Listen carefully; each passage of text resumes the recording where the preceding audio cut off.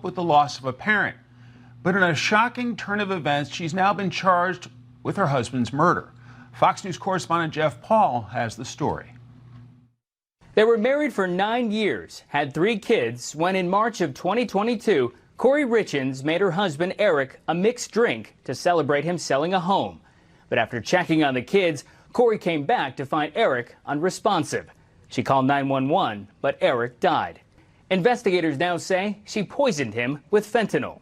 The medical examiner found 5 times the amount that would kill someone in Eric's system.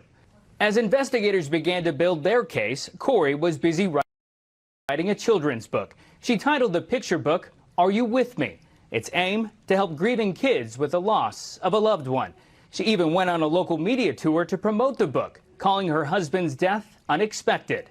However, court documents reveal a much different story. Detectives say Corey reached out to an acquaintance for pain meds multiple times, and at one point wanted something stronger and asked for some of the Michael Jackson stuff.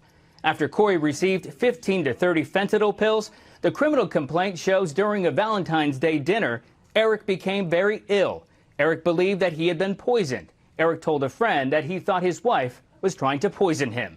But after getting another batch of pills, investigators say 6 days later, on March 4th, 2022, Eric was found dead of a fentanyl overdose. Richins' attorneys have yet to make any statements regarding the murder charge. However, Richins was reportedly working on a second book set to be published this month titled Mom, How Far Away is Heaven?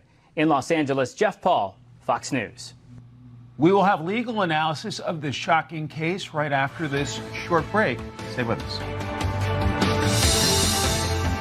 Border policy Title 42 expiring less than 48 hours ago, and officials on the ground are bracing for big crowds this weekend. For more on this, we're joined by North Dakota Republican Senator and member of the Appropriations Committee, John Hoeven. Senator, welcome.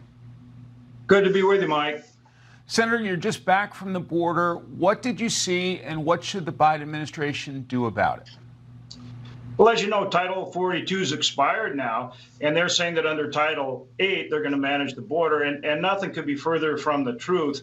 We're seeing on the order of 10,000 people coming here illegally every day, 83,000 last week, more than 2.5 million last year, and we're on a pace that's going to go well beyond that. And they're saying they're using Title 8, but really they aren't, because when somebody comes across illegally, they're saying, okay, you have to have an asylum claim. The individual goes, well, I want to appeal that. And so that in essence, they give them a phone number where once they go wherever they're going to go, they call the court, and that's their supposed appearance.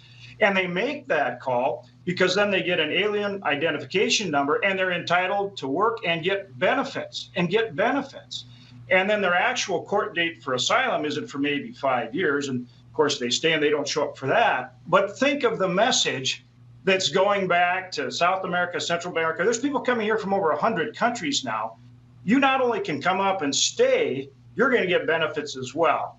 And so the numbers are just increasing. And all the Biden administration is doing, Mike, is they're just processing people faster. I covered you and your colleagues on the Hill for about a decade or so, and it seems to be that when you talk comprehensive immigration reform, that's when you get investigation. Real quick, your take on what we're seeing coming out of the House Republican investigations. Is that at all going to be damaging for Democrats in elections? Is this damaging for the president in your view at all? Yeah, Jackie, thank you so much for having me on today. When I think about Hunter Biden, I would simply say, we have to allow law enforcement to do its work. At the end of the day, I stand fully, behind our legal process. And at the end of the day, no matter if it's Hunter Biden or anyone else, no one should be above the law in this country. Okay. Getting to the border, one thing I think that stood out to me over the course of the last week was it became apparent that part of the administration's plan for handling the surge after Title 42 goes away was this parole authority to be able to release migrants on a large scale without the same level of processing that you would see under Title 8. You've got, migrants not being given an alien registration number, they're not given a court date, they're told to self-report to ICE within 60 days. And after the judge sided with the Florida Attorney General, saying that this, can't move forward. Now the administration is scrambling to adjust, and they're saying that ruling is harmful, and you're going to have dangerous conditions for migrants and for law enforcement and border authorities. When you think about part of their plan being allowing mass releases, is that adequate? Yeah, I would say when we look at the situation that's taking place with the courts here, at the end of the day, to me, it highlights a greater concern. And that's exactly why I joined on a bipartisan bill working as Title 42 was expiring to provide Title 42 type provisions moving forward so the Congress could actually come to the table in a real way. And actually, Democrats, Republicans, get in the room. Let's figure this out and come out with shared values that reflect the American people. This shows and highlights a broken system.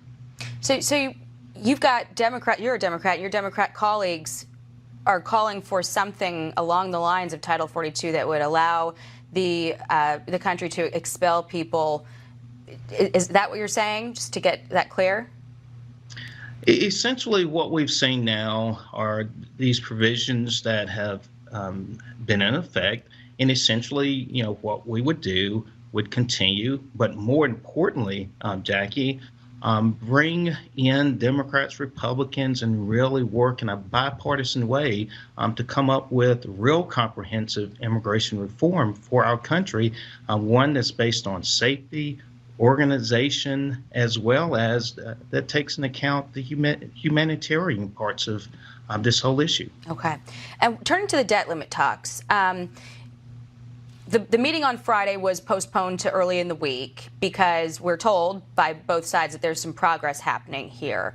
The White House wants to try to limit any cuts to spending to 2 years, whereas Republicans are looking much farther down the road at trying to limit spending over the course of 10 years.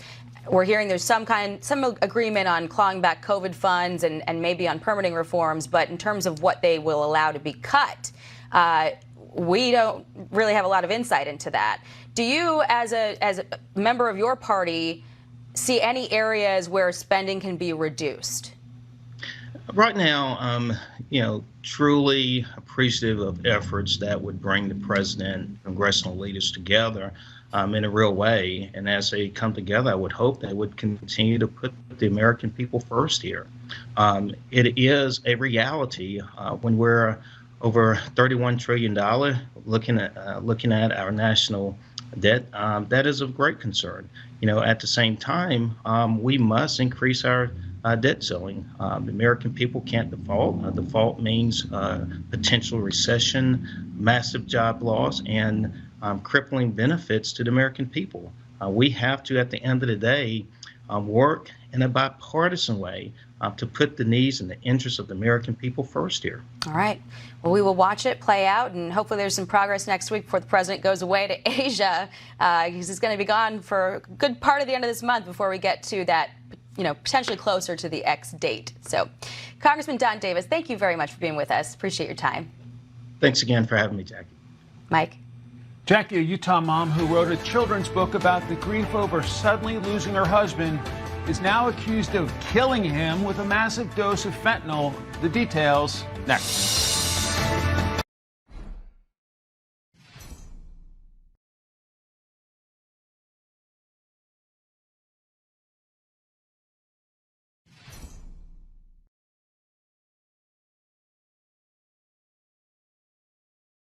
请选择禁用英雄。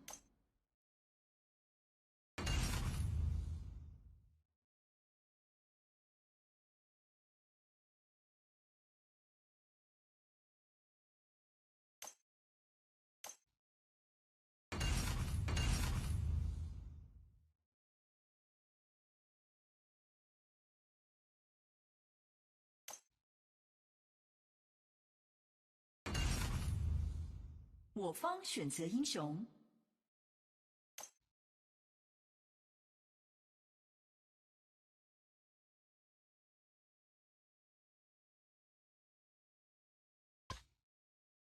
敌方选择英雄，请选择使用英雄。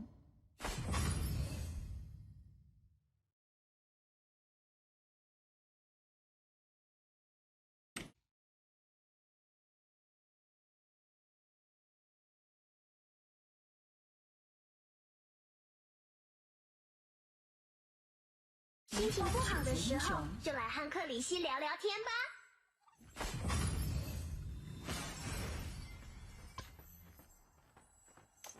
我方选择英雄，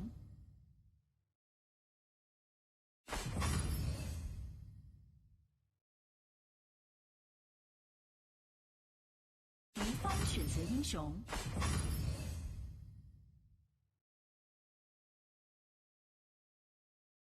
好，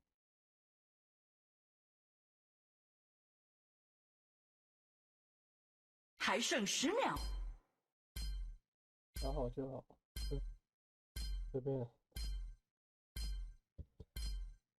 因为有些人调了之后会等一下打不好，就会被说还没抢力。